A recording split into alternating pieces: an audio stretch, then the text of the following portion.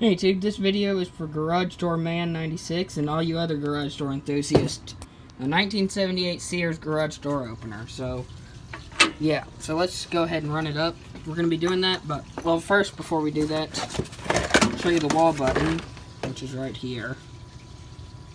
Old. So, we'll run it up. That's a motor off the other one. I'll tell you about that. So, that motor came off of one just like this that was in our house that burned up. This one, we had to replace it because the belt on this one broke. The motor, that one with the motor, that was the first one we lost. That was the first garage door opener.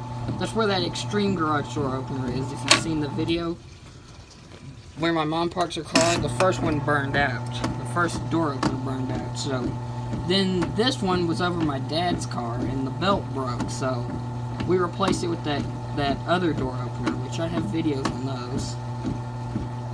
So I just took the one with the burned out motor apart and used parts off of it to fix this one. And I'm glad I used parts off of it because it works great. So run it back up.